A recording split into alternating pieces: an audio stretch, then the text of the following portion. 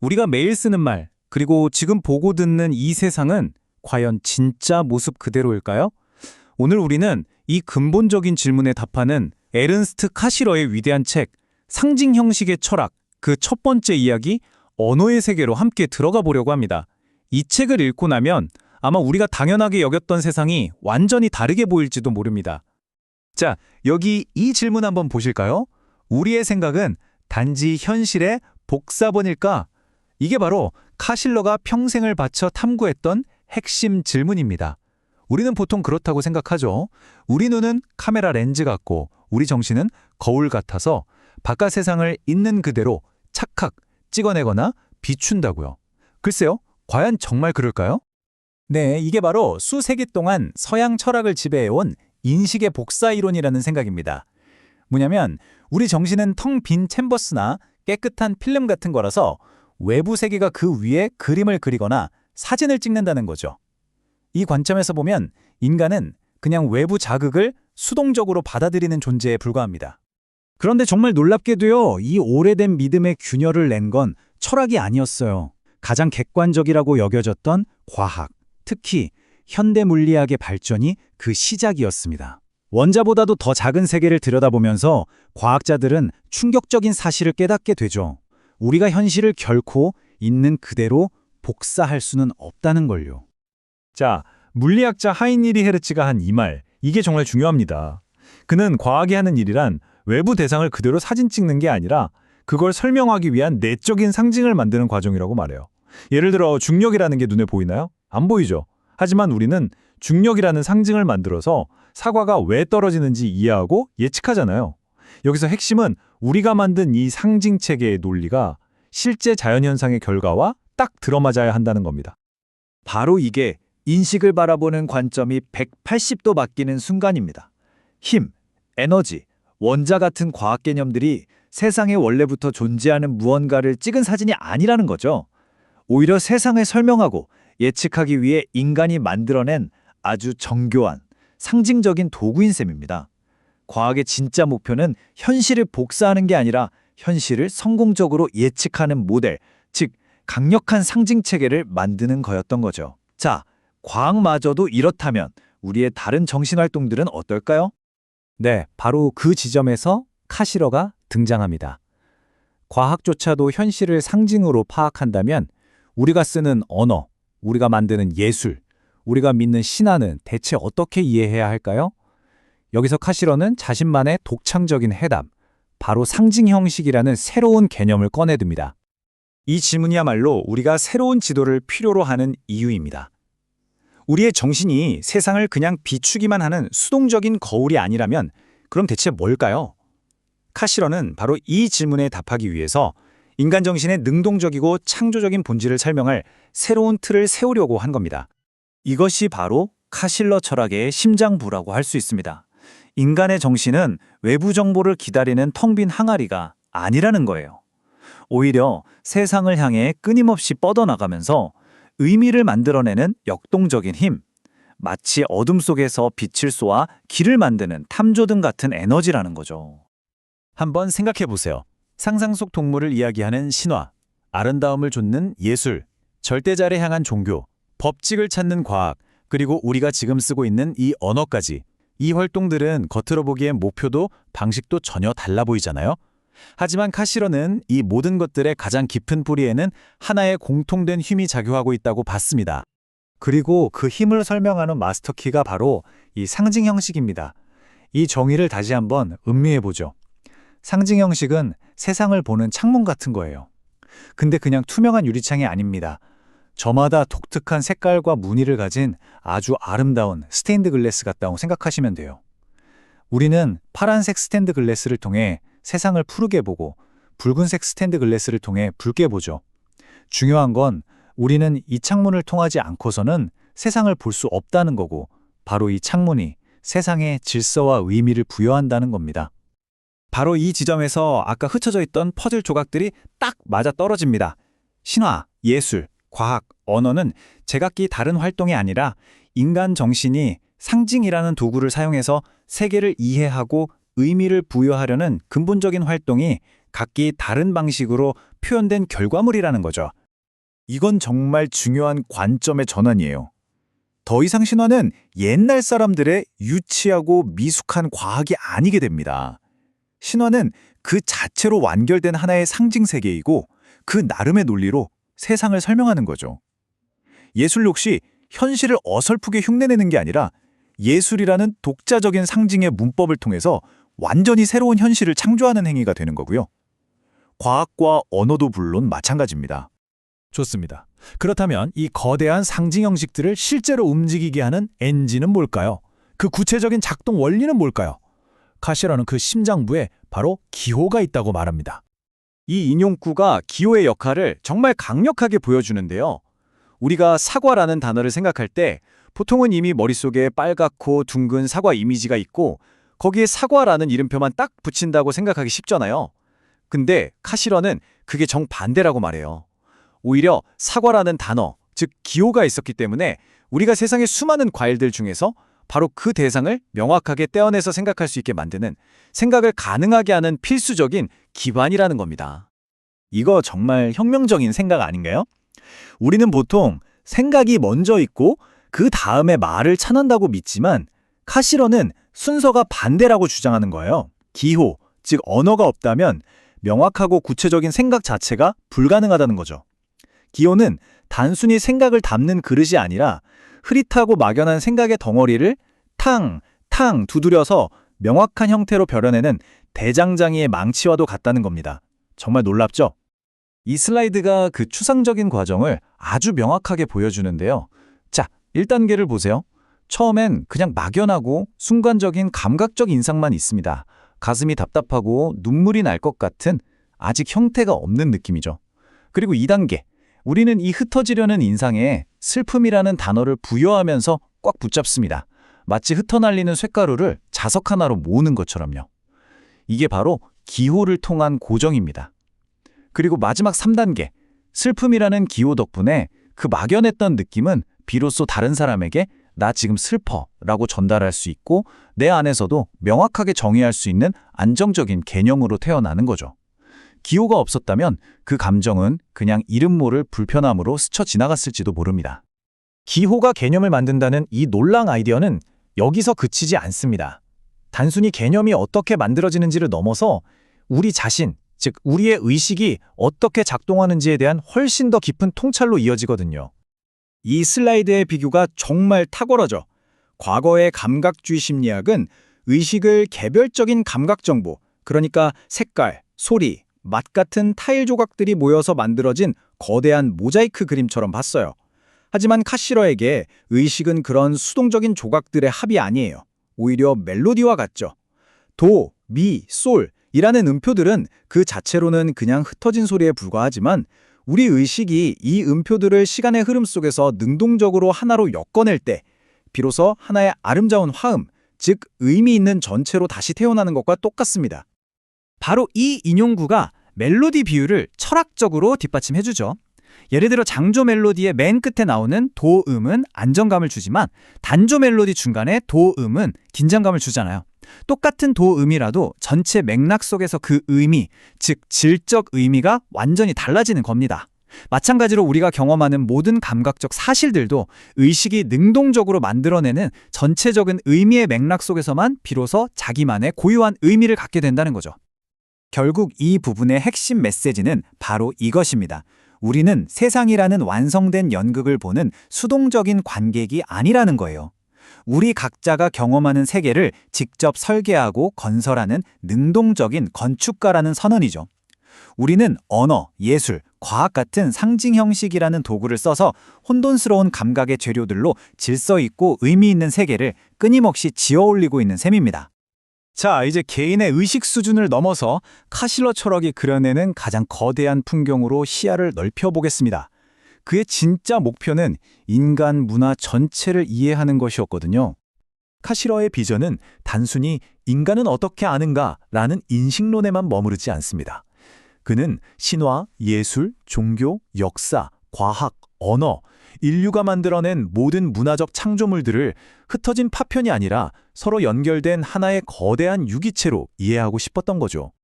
이 슬라이드의 예시들을 보면 확 와닿으실 겁니다. 한번 보세요. 예술가는 원근법과 색채를 통해 감정이 담긴 공간을 만들지만 수학자는 좌표와 공리를 통해 추상적인 공간을 구성하죠. 둘 다 공간이라고 말하지만 사실상 전혀 다른 세계에 대해 이야기하고 있는 셈이에요. 음악가가 느끼는 리듬과 흐름으로서의 시간은 물리학자가 시계로 똑같이 재는 시간과 본질적으로 다르고요. 신화에서 제우스의 분노가 번개의 원인이 되는 방식과 과학에서 전하의 이동이 번개의 원인이 되는 방식은 서로 다른 인과율의 세계에 속해 있는 거죠. 이 인용문이야말로 카실러 프로젝트의 심장이라고 할 수 있습니다. 그는 과학이 신화보다 우월하다거나 예술이 종교보다 열등하다는 식의 위계 질서를 세우는 걸 거부해요. 대신 이 모든 다양한 상징 형식들이 각자의 자리에서 고유한 방식으로 세계의 한 단면을 드러내는 인간 정신의 총체, 즉 하나의 거대한 우주의 필수적인 구성 요소라고 본 겁니다. 마치 오케스트라의 바이올린, 첼로, 트럼펫이 각자 고유한 소리를 내면서 전체 하모니를 만드는 것처럼요. 이것이 바로 카시러 철학이 우리에게 주는 아름다운 결론입니다. 만약 인간 정신이 단 하나의 방식으로만 작동했다면 이렇게나 다채로운 문화의 숲은 결코 태어날 수 없었을 거예요. 오히려 인류가 이렇게나 다양한 신화, 예술, 과학, 언어의 꽃을 피워냈다는 사실 자체가 그 모든 가지들의 뿌리에는 상징을 통해 의미를 창조하는 인간 정신의 통일된 힘이 있다는 것을 역설적으로 증명하는 겁니다. 다양성 속에서 위대한 통일성을 발견하는 것, 이것이 카시러가 우리에게 남긴 가장 큰 선물이 아닐까요? 자, 이렇게 우리는 카시러가 제시한 상징 형식의 철학이라는 거대한 지도의 윤곽을 함께 그려봤습니다. 하지만 이 혁명적인 생각이 어느 날 갑자기 하늘에서 뚝 떨어진 건 아니겠죠. 그렇다면 이 위대한 사상은 어떤 철학적 토양에서 싹을 틔웠을까요? 다음 시간에는 모든 상징의 뿌리가 되는 언어를 둘러싼 고대부터 이어진 철학적 논쟁의 역사를 따라가 보면서 카시러 사상의 깊은 뿌리를 찾아가는 흥미로운 여정을 시작해 보겠습니다. 자, 지난 시간에 이어서 에른스트 카실러의 상징 형식의 철학 계속 파헤쳐 보겠습니다.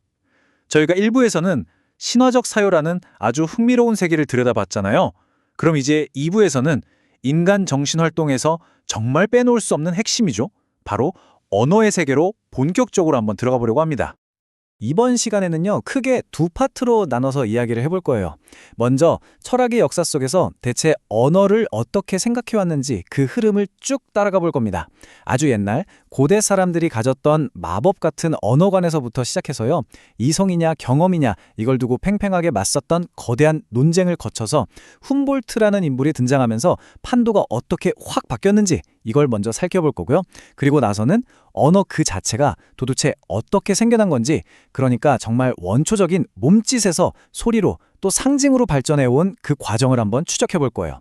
그리고 더 나아가서 그렇게 태어난 언어가 우리가 당연하게 생각하는 시간과 공간, 심지어 숫자에 대한 개념까지 어떻게 만들어내는지 아주 깊숙이 들여다보겠습니다.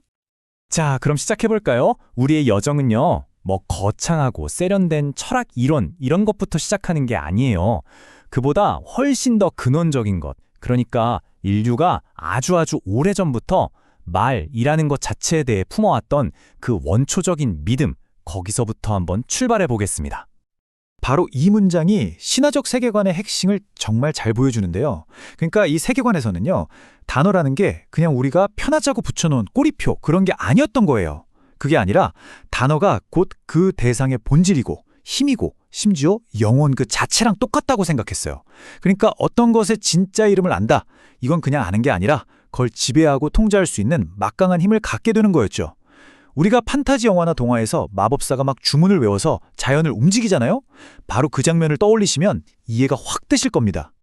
인류의 생각이 한 단계 발전하려면요, 이 두 세계관 사이를 뛰어넘는 거대한 도약이 꼭 필요했습니다. 왼쪽에 보이는 신화적 세계관을 한번 보세요. 여기서는 말과 사물이 그냥 하나예요. 분리가 안 돼요. 끈끈하게 묶여 있는 거죠. 그래서 옛날 이야기 보면 이름에다 저주를 걸면 그 사람이 실제로 막 아프고 다치고 그러잖아요. 다 이런 믿음 때문이었던 거죠. 그런데 오른쪽의 철학적 세계관으로 넘어오면서 드디어 변화가 생깁니다. 말은 이제 사물 그 자체가 아니라 그것을 가리키고 그것에 대해 생각하고 또 이해하기 위한 아주 중요한 도구이자 상징으로 인식이 바뀌기 시작한 거예요. 그러니까 힘의 방향이 물리적인 세계에서 우리 머릿속, 정신적인 세계로 이렇게 넘어왔다고 볼 수 있겠습니다. 근데 이런 고민이 뭐 어느 한 군데에서만 있었던 게 아니에요. 정말 신기하게도 저 멀리 고대 인도에서부터 그리스까지 정말 다양한 문명에서 말에 깃든 이 보편적인 힘의 정체가 뭘까? 이걸 알아내려고 애썼다는 거죠. 예를 하나 들어볼까요? 고대 인도의 베다 종교를 보면 바크라는 개념이 나와요. 이게 뭐냐면 우리가 그냥 매일 쓰는 그런 평범한 말이 아니에요. 차원이 달라요. 우주를 창조하고 또 유지하는 아주 신성하고 영원한 말의 힘, 그 자체를 뜻하는 거였어요. 뭐랄까, 우주의 근원적인 소리, 같은 느낌이죠. 그래서 이 바크라는 힘을 제대로 다룰 줄 아는 사제는 신과 인간 모두를 지배할 수 있다, 이렇게 믿었던 겁니다. 고대 그리스의 철학자 헤라클레이토스가 말했던 로고스도 사실 비슷한 맥락이에요. 그가 볼 때 이 세상은 계속 변하는 것 같지만 그 뒤에는 모든 걸 지배하는 보편적인 이성, 즉 법칙이 있다는 거죠. 그리고 그 법칙이 바로 말을 통해서 드러난다고 봤어요. 그러니까 인류는 아주 오래전부터 말의 힘이 그냥 미신이 아니라 이 세계의 근본적인 질서와 깊이 연결되어 있다는 걸 본능적으로 직감하고 있었던 셈입니다. 자, 그럼 이런 초기의 생각들이 서양 철학의 역사 속에서 어떻게 구체적인 모습으로 발전했을까요? 지금부터는 수세기 동안 언어를 둘러싼 논쟁의 중심에 있었던 아주 거대한 두 개의 흐름을 본격적으로 살펴보겠습니다. 먼저 합리주의자들의 관점입니다. 데카르트나 라이프니츠 같은 철학자들이 대표적인데요. 이 사람들은 우리가 평소에 쓰는 말을 영 못마땅하게 생각했어요. 왜냐? 너무 애매하고 비논리적이고 감정에 막 휩쓸리니까 진리를 탐구하는데 오히려 방해가 된다고 본 거죠. 그래서 이들이 꿈꿨던 건 뭐냐면 마치 수학 기호처럼 아주 명확하고 보편적인 완벽한 인공 언어를 만드는 거였어요. 모든 복잡한 생각들을 가장 단순한 몇 개의 기본 개념으로 싹 다 분해한 다음에 이걸 레고 블록처럼 착착 조립하면 세상의 모든 지식을 단 하나의 오류도 없이 표현할 수 있을 거다. 이렇게 믿었던 겁니다. 한마디로 언어를 이성의 완벽한 거울로 만들고 싶었던 거죠. 자, 그런데 이와는 정말 180도 다른 입장이 있었어요. 바로 존 로크 같은 경험주의자들의 생각입니다. 이분들은 언어가 무슨 하늘에서 뚝 떨어진 완벽한 시스템 같은 게 아니라고 봤어요. 그게 아니라 철저하게 땅에서부터, 그러니까 우리의 눈, 코, 입, 귀, 피부, 이 오감에서부터 시작된다고 주장했죠. 로크의 유명한 말 있잖아요. 인간의 마음은 태어날 때 아무것도 쓰여있지 않은 백지와 같다는 거예요. 그럼 우리가 사과라는 단어는 어떻게 알게 됐을까요? 간단해요. 빨갛고 둥글고 달콤한 여러 사과를 직접 보고 만지고 맛보고 이런 경험들이 계속 쌓이다 보니까 그 공통점을 딱 뽑아내서 사과라는 이름표를 붙여준 결과라는 거죠. 모든 단어는 결국 우리의 구체적인 감각 경험에 단단히 닻을 내리고 있다. 이게 바로 경험주의의 핵심입니다. 결국 이 질문이 오랫동안 언어 철학을 뜨겁게 달궜던 핵심적인 대립 구도인 셈입니다. 자, 언어의 구조라는 게 과연 우리 인간의 경험과는 상관없이 원래부터 존재하는 순수한 이성의 질서를 그대로 비추는 거울일까요? 아니면 그냥 우리가 이 세상을 살아가면서 얻은 경험들을 좀 더 편하게 정리하고 또 서로 소통하기 위해서 만들어낸 도구에 불과한 걸까요? 이 두 가지 관점은 정말 오랫동안 팽팽하게 맞서면서 언어의 본질이 무엇인가에 대한 논쟁을 이끌어왔습니다. 이렇게 철학계는 오랫동안 이성이 먼저냐, 경험이 먼저냐 하는 이분법에 딱 갇혀 있었어요. 그런데 바로 이때 빌레름 폰 훔볼트라는 인물이 등장하면서 이 판을 완전히 뒤집어 버립니다. 언어학의 역사를 새로 쓰게 될 아주 새로운 관점이 제시되는 거죠. 훔볼트 사상의 핵심이 바로 여기서 드러나는데요. 그는 이렇게 말합니다. 지금까지 철학자들이 언어를 완전히 잘못 보고 있었다고요? 그동안 사람들은 언어를 이미 다 완성된 결과물, 그러니까 사전이나 문법책에 딱 박제되어 있는 에르곤으로만 봤다는 거예요. 하지만 훔볼트가 올 때 언어의 진짜 본질은 그런 죽어있는 유물 같은 게 아니었어요. 그게 아니라 바로 지금 이 순간에도 우리가 생각을 말로 만들어내고 세계를 이해하는 이 살아 숨쉬는 과정, 바로 에네르게아에 있다는 겁니다. 다시 말해 언어는 지식을 담기만 하는 그릇이 아니라 지식을 끊임없이 만들어내는 우리 정신의 역동적인 활동 그 자체라는 거죠. 정말 엄청난 발상의 전환이죠. 그러니까 훔볼트한테 언어는 그냥 말 주고받는 수단 그 이상이었던 거예요. 언어야말로 각기 다른 개인들을 하나의 정신적인 공동체로 묶어주고 우리가 함께 살아가는 이 세계를 창조하는 바로 그 토대라고 본 거죠. 생각해보세요. 제가 지금 한국어를 사용하고 있잖아요. 이건 단순히 정보를 전달하는 걸 넘어서 한국어라는 언어가 수천 년 동안 쌓아온 특유의 생각하는 방식, 세상을 보는 눈, 그 세계관 안으로 들어가는 것과 같아요. 이렇게 보면 언어는 한 개인을 인류 전체와 연결해주는 거대한 끈이라고도 할 수 있겠죠. 자, 지금까지는 언어에 대한 철학적인 생각의 역사를 쭉 훑어봤는데요. 이제 여기서 잠시 벗어나서 이번에는 언어 자체가 태초에 과연 어떻게 생겨났을까 그 발전 과정으로 한번 초점을 옮겨보겠습니다. 아주 원초적인 단계, 바로 우리 몸의 움직임에서부터 시작해보죠. 이 과정을 따라가 보면요, 마치 인류의 인지 능력이 얼마나 놀라운 도약을 이뤘는지 보여주는 한 편의 드라마를 보는 것 같아요. 한번 상상해 보세요. 아주 먼 옛날, 처음에는 그냥 생존을 위한 행동만 있었겠죠. 먹이를 잡고 위험을 피하고. 그런데 어느 날 그 행동이 어떤 이유로 딱 멈칫하는 순간이 와요. 예를 들어 화가 나서 누군가를 치려다가 그냥 주먹만 꽉 쥐고 마는 거죠.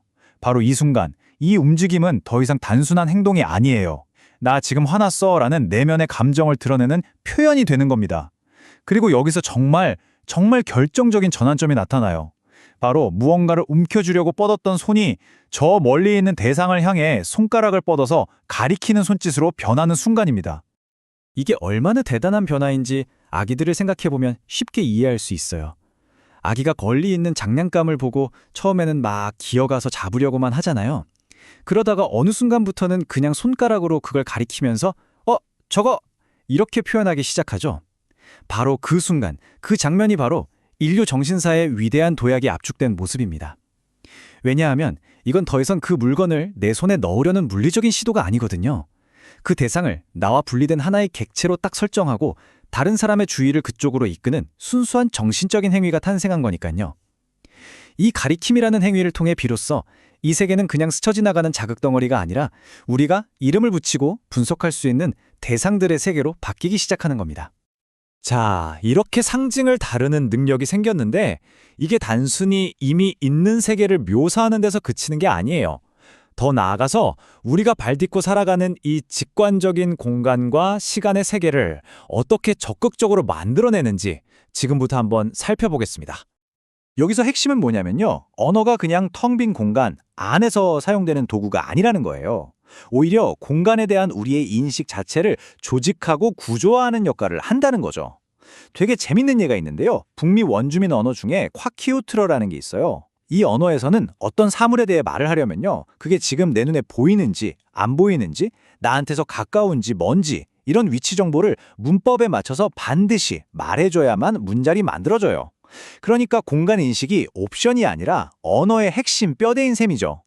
사실 우리도 마찬가지예요. 저 사람 머리가 좋다거나 이해가 깊다 같은 말을 할 때 머리나 깊이처럼 공간과 관련된 단어를 빌려 쓰잖아요. 이처럼 우리가 생각하는 공간이라는 개념은 나라는 내 몸을 중심으로 그리고 우리가 쓰는 언어의 구조를 통해서 만들어지는 아주 강력한 틀이라고 할 수 있습니다. 시간도 마찬가지입니다.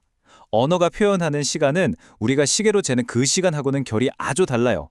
물리학에서 말하는 시간이란 건 무슨 일이 일어나든 상관없이 과거에서 미래로 쭉 똑같은 속도로 흘러가는 텅 빈 컨베이어 벨트 같잖아요. 하지만 언어 속에 담겨있는 시간은 그것보다 훨씬 더 구체적이고 또 질적인 개념입니다. 실제로 많은 언어들을 보면요. 시간이란 게 사건의 흐름, 그 사건 자체의 성격과 아주 깊이 연결되어 있어요. 다시 말해서 어떤 행동이 이제 막 시작되는 단계인지 아니면 한창 진행 중인 상태인지 그것도 아니면 완전히 끝나버린 결과인지를 훨씬 더 중요하게 여긴다는 거죠. 그래서 많은 언어들이 우리가 익숙한 과거, 현재, 미래 이런 시제 구분보다도요. 방금 말씀드린 이 동작상을 문법의 중심에 놓습니다. 이게 뭘 의미할까요? 바로 그 언어를 쓰는 사람들은 사건이 그냥 언제 일어났느냐 보다 어떻게 펼쳐졌는지를 훨씬 더 중요하게 생각한다는 증거겠죠. 예를 들어서 어떤 언어에서는 그가 집을 지었다라는 한 문장을 말할 때도 집 짓기를 막 시작했다는 뜻인지 한창 짓는 중이었다는 뜻인지 아니면 다 지어서 완성했다는 뜻인지를 동사의 형태를 아예 다르게 써서 명확하게 구분해줘요. 시간을 그냥 쭉 뻗은 선으로 보는 게 아니라 그 행동의 내적인 리듬과 구조로 파악하는 거죠. 정말 흥미롭지 않나요? 자, 이제 마지막으로 우리 현실에서 가장 기본이라고 생각되는 수, 즉 숫자의 개념을 한번 탐구해 보겠습니다. 놀랍게도요. 우리가 너무나 당연하게 생각하는 이 숫자라는 개념 역시 언어라는 틀을 통해서 비로소 만들어진다는 겁니다. 카시로의 책은 바로 이 지점에서 우리에게 아주 도발적인 질문을 던집니다. 숫자는 원래부터 세상에 있었을까? 아니면 우리가 만들어낸 걸까? 우리는 보통 숫자 1, 2, 3이 저기 서 있는 나무나 굴러다니는 돌멩이처럼 원래부터 세상에 객관적으로 딱 존재하는 거라고 생각하잖아요. 그런데 전 세계의 여러 언어 사례를 들여다보면요, 이 수라는 개념이 그렇게 당연한 게 아니라는 걸 알게 돼요. 오히려 인간 정신이 만들어낸 대단히 정교한 상징적인 창조물이라는 거죠. 이 표를 보시면 아주 흥미로운 사실을 알 수 있는데요. 많은 언어에서는 우리가 하는 것처럼 그냥 하나, 둘, 셋 이렇게 추상적으로 셀 수가 없어요. 뭘 세는지 그리고 그것들이 어떻게 놓여 있는지를 반드시 명확하게 밝혀줘야 합니다. 예를 들어 여기 나오는 클레메스어를 보면 세다라는 말 자체가 대상의 종류에 따라서 완전히 다른 동사를 써요. 사람이 한 줄로 서 있는 걸 쓸 때 쓰는 동사랑 긴 막대기가 놓여 있는 걸 쓸 때 쓰는 동사가 다르다는 거죠. 이게 뭘 뜻하겠어요? 초기 인류에게 수라는 건 그냥 추상적인 양의 개념이 아니었다는 겁니다. 구체적인 사물들을 어떤 특정한 방식으로 정리하고 배열하는 행위, 그 자체와 절대로 분리될 수 없는 개념이었던 거죠. 이게 뭘 보여주냐면요. 언어가 수 개념의 아주 기본적인 재료, 그러니까 대상을 그룹으로 묶고 순서를 매기는 행위 같은 것들은 제공하지만 우리가 지금 알고 있는 순수한 수학적 수를 만들어내기 위해서는 또 한 번의 거대한 상징적 도약이 필요했다는 겁니다. 한번 비교해 볼까요? 언어적인 셈은 손가락이나 조약돌 같은 구체적인 대상에 의존하죠. 그리고 그 대상이 뭐냐에 따라 세는 방식도 달라지고요. 하지만 수학에서 말하는 숫자 3은 어떻죠? 사람이 셋이든 돌멩이가 셋이든 눈에 보이지 않는 생각이 셋이든 이건 그냥 완전히 똑같은 추상적인 단위 3일 뿐입니다. 바로 이 완전한 추상화 단계에 도달하고 나서야 비로소 인류는 무한한 수의 세계로 들어가는 문을 활짝 열게 된 겁니다. 자, 그렇다면 이런 질문이 남습니다. 만약 언어가 우리가 세상을 보는 창, 즉 공간과 시간, 그리고 수의 세계까지 만들어낸다면 이 모든 상징의 그물망 속에서 이 모든 걸 생각하고 인식하는 주체, 바로 나 자신은 대체 어떻게 탄생하는 걸까요? 이 질문이야말로 저희가 이 시리즈의 마지막 3부에서 탐험하게 될 최종 목적지입니다.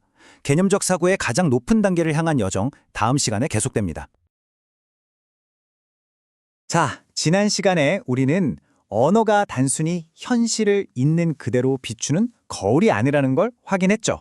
오히려 현실을 적극적으로 빚어내고 만들어내는 아주 강력한 힘이라는 점을 살펴봤습니다. 이제 바로 이 놀라운 힘이 우리가 발 딛고 서 있는 공간에서부터 시작해서 우리 자신의 존재를 규정하는 나라는 관념에 이르기까지 우리의 세계 전체를 어떻게 구축해 나가는지 그 거대한 과정의 마지막 장을 함께 들여다보려고 합니다. 네, 바로 이 문장. 이 문장이야말로 지금부터 우리가 함께 증명해 나갈 핵심 명제입니다. 공간, 시간, 수, 그리고 자. 우리가 너무나 당연하게 여기는 가장 근본적인 개념들이 사실은 언어라는 창조적인 힘 속에서 어떻게 잉타되고 태어나는지 그 경이로운 과정을 지금부터 하나하나 파헤쳐 보겠습니다. 자, 그럼 우리 경험의 가장 기본적인 틀, 바로 공간에서부터 시작해보죠. 보통 우리가 공간이라고 하면 뭘 떠올리시나요? 아마도 사물들이 놓이는 어떤 텅 빈 상자나 무대 같은 걸 생각하기 쉽습니다. 하지만 이 책은 공간이 그렇게 미리 주어진 중립적인 그릇이 아니라고 말합니다. 오히려 언어라는 도구를 통해 아주 능동적으로 구축되고 짜이는 마치 한 폭의 직물과 같다고 이야기하죠. 그러니까 에른스트 카시러는요, 뉴턴 물리학이 말했던 그런 절대적이고 균일한 공간 개념, 즉 모든 사물이 그 안에 그냥 배치되는 중립적이고 텅 빈 무대라는 우리의 직관적인 생각에 정면으로 도전하는 겁니다. 대신에 우리가 세계를 인식하고 경험하는 방식 자체가, 즉 공간에 대한 우리의 지각 그 자체가 근본적으로 우리가 사용하는 언어의 구조에 의해 결정된다고 주장해요. 언어가 공간을 담는 그릇이 아니라 공간을 만들어내는 바로 그 틀이라는 거죠. 여기 두 가지 서로 다른 공간관이 있습니다. 자, 한쪽에는 객관적 공간이 있어요. 이건 마치 지도처럼 어디에서나 똑같이 적용되는 보편적이고 기하학적인 격자 같은 겁니다. 모든 점과 위치가 절대적인 좌표값을 갖는 아주 추상적이고 균일한 공간이죠. 반면에 다른 한쪽에는 언어적 공간이 있습니다. 이건 화자, 즉 나를 중심으로 구축되는 관계적이고 역동적인 틀이에요. 대상의 위치는 어떤 절대적인 좌표가 아니라 나와의 관계 속에서, 나의 경험 속에서 비로소 의미를 갖게 되는 거죠. 와, 이 슬라이드를 보면 정말 놀라운 사실이 드러나는데요. 우리가 공간 관계를 묘사할 때 쓰는 가장 기본적인 도구들 있잖아요. 위, 아래, 앞, 뒤 같은 단어들의 기원을 한번 보세요. 수많은 언어에서 위나 아래 같은 단어는 머리나 발 같은 신체 부위를 가리키는 말에서 유래했습니다. 뒤와 앞은 등과 가슴에서, 안은 위나 내장과 관련된 단어에서 발전했죠. 이게 왜 중요할까요? 바로 인간의 방향 감각과 공간 개념이 처음에는 어떤 추상적인 좌표축이 아니라 우리 자신의 몸을 기준으로 우리 인체를 최초의 랜드마크로 삼아서 시작되었다는 아주 강력한 증거이기 때문입니다. 말하자면 인간의 경험이 바로 공간 세계의 원점인 셈이죠. 그리고 이런 특징은 북미 원주민 언어인 콰키우트로의 예에서 아주 극적으로 드러납니다. 인류학자 프란츠 보어스는 이 언어의 근본적인 특징 중 하나로 화자와의 관계 속에서 위치를 표현하는 그 엄격함을 꼽았는데요. 예를 들어 이 언어에서는 그냥 저 남자가 집 안에 있다 이렇게 말할 수가 없어요. 반드시 그 집이 화자인 나에게 보이는 집인지 아니면 보이지 않는 집인지를 문법적으로 명시해야만 합니다. 대상의 존재 자체가 화자의 지각 범위와 절대 분리될 수 없는 거예요. 그래서 핵심은 바로 이겁니다. 콰키우틀러 같은 언어에서 공간은 모든 사람에게 동일하게 적용되는 중립적인 좌표계가 아니에요. 그건 화자, 즉 나를 중심으로 그려지는 하나의 감각적이면서도 정신적인 원과 같습니다. 이 원의 중심에는 나가 있고 그 주변부에는 너와 그가 있으며 세상의 모든 사물들은 바로 이 중심과의 관계 속에서만 자신의 위치와 의미를 부여받게 됩니다. 언어가 우리 각자를 중심으로 하는 저마다의 작은 우주를 창조하고 있는 것이죠. 자, 이렇게 언어가 공간이라는 무대를 어떻게 구축하는지 살펴봤습니다. 그렇다면 그 무대 위에서 펼쳐지는 행위, 즉 우리의 경험은 어떻게 조직될까요? 이제 언어가 시간이라는 개념 자체를 어떻게 구성하는지 그 흐름 속으로 함께 들어가 보겠습니다. 우리는 보통 시간을 과거에서 현재를 거쳐 미래로 흐르는 누구에게나 똑같은 하나의 강물처럼 생각하는 경향이 있죠. 그런데 정말 그럴까요? 언어학적 분석은요, 이게 시간적 경험을 구조화하는 여러 방식 중 하나에 불과하다고 말합니다. 언어에 따라서 시간이라는 강물의 모양과 물살의 방향이 전혀 다르게 그려질 수 있다는 걸 보여주죠. 여기 시간을 구조화하는 두 가지 주요한 방식이 있습니다. 왼쪽은 우리에게 아주 익숙한 시제입니다. 이건 행위가 시간선 위에 언제 일어났는가에 초점을 맞추죠. 과거, 현재, 미래로 시간을 딱딱 나눕니다. 반면에 오른쪽은 상, 액션 사트, 우리말로는 행위 양태라고 하는데요. 이건 행위가 어떻게 일어났는가, 즉 그 내적인 성격에 집중합니다. 행위가 이제 막 시작됐는지, 한창 진행 중인지, 순간적으로 일어났는지, 아니면 완전히 끝났는지 같은 것들을 구별하는 거죠. 실제로 많은 언어들, 특히 초기 단계의 언어들을 보면 언제보다 바로 이 어떻게를 훨씬 더 중요하게 여깁니다. 그리고 바로 이 상이라는 개념은 과거, 현재, 미래라는 단순한 구분을 훨씬 뛰어넘는 아주 풍부하고 다채로운 시간관을 보여줍니다. 예를 들면 이런 거예요. 어떤 언어들은 동사 자체에 행위의 시작을 나타내는 시작상, 행위의 끝을 나타내는 중단상 같은 걸 가지고 있어요. 또 흘끗보다처럼 순간적인 행위를 위한 순간상, 펄럭이다처럼 반복되는 행위를 위한 반복상, 그는 보통 간다처럼 관습적인 행위를 위한 습관상 같은 것들을 아주 정교하게 구분하기도 합니다. 그러니까 동사 자체가 사건의 내적인 리듬과 질감에 대한 상세한 그림을 그려주는 셈이죠.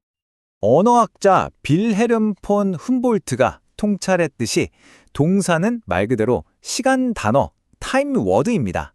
실제로 독일어로 동사를 의미하는 단어 중 하나가 차이트볼트인데 이걸 직역하면 바로 시간 단어가 되거든요. 이건 우연이 아닙니다. 동사야말로 시간 구조화의 핵심 엔진인 거죠. 추상적이고 막연하게 흘러가는 경험에 구체적이고 정의 가능한 형태를 부여하는 곳이 바로 동사인 겁니다. 자, 지금까지 공간과 시간이라는 구체적인 세계를 언어가 어떻게 구축하는지 봤습니다. 이제 인류의 가장 위대한 지적 성취 중 하나라고 할 수 있는 추상화의 영역으로 넘어가 보려고 합니다. 그 중에서도 가장 대표적인 추상 개념이죠. 바로 수, 넘버가 언어 속에서 어떻게 탄생하는지 그 기원을 한번 추적해 보겠습니다. 우리가 아는 이 추상적인 수 개념으로 가는 여정은요, 결코 순수한 이성의 영역에서 시작되지 않았습니다. 그 출발점은 아주 구체적인 지각과 행위였어요. 첫 단계는 신발 한 켤레나 새 한 무리처럼 만질 수 있는 특정 집합에 고유한 이름을 붙이는 구체적 묶음이었습니다. 다음으로 손가락이나 발가락 또는 다른 신체 부위를 순서대로 짚어가며 세는 신체 세기 단계로 발전하죠. 그 후에는 대상을 어떤 특정 방식으로 배열하거나 분류하는 행위와 연결된 수사애를 개발하는 능동적 분류를 거치고요. 마침내 대상의 종류와는 전혀 상관없이 적용되는 통일되고 무한한 추상적 계열로서의 수가 탄생하게 되는 겁니다. 이게 의미하는 바가 정말 중요합니다. 초기 언어에서 수는요, 사물이 원래부터 가지고 있는 속성이 아니었어요. 그것은 오히려 사물에 가해진 어떤 행위의 표현이었습니다. 예를 들어 다섯이라는 말은 추상적인 양 5를 의미하는 게 아니었어요. 대상을 다섯으로 묶는 행위 혹은 5개로 배열하는 행위 그 자체를 의미했던 거죠. 말하자면 셈은 명사가 아니라 동사였던 셈입니다. 이 개념을 아주 생생하게 보여주는 기가 막힌 예가 있습니다. 바로 북미 원주민 언어인 클라마서인데요. 이 언어는 세는 대상의 종류와 그 배열 방식에 따라서 완전히 다른 종류의 수사, 즉 수분류사를 사용합니다. 길고 가는 물건을 쓸 때는 한 줄로 놓는다는 행위를 암시하는 수사를 쓰고요. 둥근 물건을 쓸 때는 한 무더기로 쌓는다는 행위를 암시하는 수사를 씁니다. 심지어 배에 탄 사람을 셀 때 쓰는 수사도 따로 있어요. 이건 셈이라는 지적인 행위가 한때는 대상을 배열하고 정리하는 구체적인 물리적 행동과 결코 분리될 수 없었음을 아주 생생하게 보여주는 증거죠. 지금까지 우리는 언어가 공간, 시간, 수 같은 외부 세계의 객관적인 틀을 어떻게 만들어내는지 탐험했습니다. 이제 우리의 시선을 안으로, 완전히 안으로 돌릴 차례입니다. 언어가 가장 내밀하고 주관적인 영역, 바로 우리의 내면적인 삶과 자아라는 개념을 어떻게 벼려내는지 한번 살펴보겠습니다. 여기서 정말 심오한 역설이 등장합니다. 우리에게 나라는 존재는 그 무엇보다 직접적이고 확실한 모든 경험의 출발점처럼 느껴지잖아요. 그런데 언어의 발달 과정을 보면 이 나라는 개념은 가장 늦게 그리고 가장 어렵게 형성되는 개념 중 하나입니다. 이건 우리의 상식적인 직관을 완전히 뒤집는 엄청난 반전이죠. 즉, 의식의 중심인 자아는 언어 이전에 이미 존재하는 게 아니라 오히려 언어라는 틀 안에서 점진적으로 그 형태를 갖추고 결정화되는 것이라는 말입니다. 자아의 이런 특별한 본성은 복수라는 개념에서 명확히 드러납니다. 객관적 복수는 그냥 동일한 단위의 합이에요. 남자들은 남자 더하기 남자로 이해할 수 있죠. 하지만 인칭적 복수는 다릅니다. 우리라는 말은 결코 나 더하기 또 다른 나가 아니에요. 그것은 나와 내가 아닌 다른 주체, 즉 너 사이의 역동적인 관계를 전제로 합니다. 그러니까 우리라는 단어 하나에 이미 자아와 타자의 구별, 그리고 그 둘 사이의 관계라는 복잡한 구조가 담겨 있는 겁니다. 그래서 여기서 핵심은 자아의 윤곽이 단지 나라는 대명사 하나로만 결정되는 게 아니라는 점입니다. 오히려 그 미세한 결은 동사 체계의 아주 풍부한 구별을 통해서 훨씬 더 정교하게 조각돼요. 예를 들어 능동태와 수동태의 구별은 나를 세계에 작용하는 행위자로 볼 것인지 아니면 외부 작용의 수용자로 볼 것인지를 결정하죠. 자동사와 타동사는 나의 행위가 외부 대상에 영향을 미치는지 아니면 내 안에 머무는지의 차이를 보여주고요. 또 어떤 언어들은 나가 직접 경험한 건지 아니면 다른 사람에게서 전해 들은 건지를 동사에 표시하는 인용법 같은 걸 통해서 직접 경험과 간접 경험의 경계를 명확히 하기도 합니다. 이걸 통해 자아의 인식 범위가 규정되는 거죠. 자, 우리의 여정은 이제 마지막 단계, 그야말로 창조의 정점에 도달했습니다. 언어가 어떻게 구체적인 지각의 세계를 넘어서 세계를 이해하고 사유하기 위한 궁극의 도구, 즉 추상적 개념을 창조해내는지 그 과정을 살펴보겠습니다. 우리가 너무나 당연하게 쓰는 이다라는 말 있잖아요. 문법적으로는 개사, 코퓰라라고 불리는 건데요. 이 사소해 보이는 단어가 사실은 언어의 역사에서 기념비적인 도약을 상징합니다.